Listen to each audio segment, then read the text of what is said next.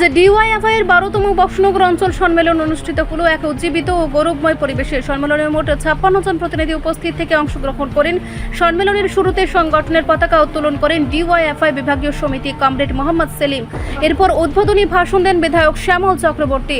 সম্মেলনে আলোচনায় অংশ নেন ডিওয়াইএফআই বিভাগীয় সভাপতি মোহাম্মদ সেলিম, বিভাগীয় সহ সভাপতি ভোলা ভৌমিক এবং বিভাগীয় সম্পাদক মণ্ডলের সদস্য সুমন দে। প্রতিবেদন পাঠ করেন থাহারাত রানা। এদিনের সম্মেলনে আরও উপস্থিত ছিলেন সংগঠনের বিভাগীয় সম্পাদক ইন্দ্রজিৎ সাহা, সম্পাদক মণ্ডলীর সদস্য প্রসেনজিৎ মজুমদার সহ অন্যান্য নেতৃবৃন্দ।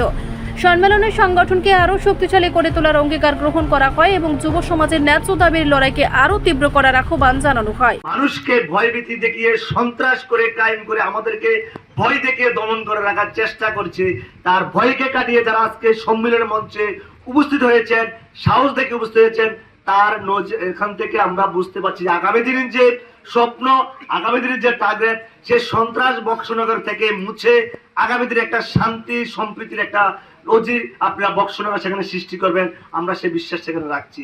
আমরা যারা মনে করছি সে বক্সনগরে বিধানসভা নির্বাচনে যখন এই 2023 সালে আমরা এখান থেকে কমরে শামসুল হক সেখানে জয়যুক্ত হয়েছিলেন বিশাল ভোটের ব্যবধান নিয়ে, তারপরে আমাদের কমরেড অকাল তার মৃত্যুতে আমরা সে বক্সনগর বিধানসভা উপনির্বাচন আমরা দেখেছি। সেটা উপনির্বাচন না, সেটাকে সন্ত্রাসের বাতাবরণ।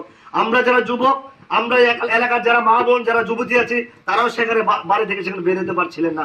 এত ভয়, এত সন্ত্রাস ছিল ওই এলাকার মধ্যে। তিনি বিধায়ক ছিলেন, এখন এলাকার বিধায়ক তোফাজ্জল সাহেব, উনি এলাকাকে এমন ভাবে সন্ত্রাসে পরিণত করেছিলেন যাতে করে মানুষ সেখানে ভোট দিতে পারেনি। একটা এলাকার সন্ত্রাস তিনি কায়েম করেছিলেন, মানুষের মধ্যে ভয় দিয়েছিলেন, কিন্তু সেই ভয়টা দিন দিন সেখানে কেটে তুলতে পারছেন।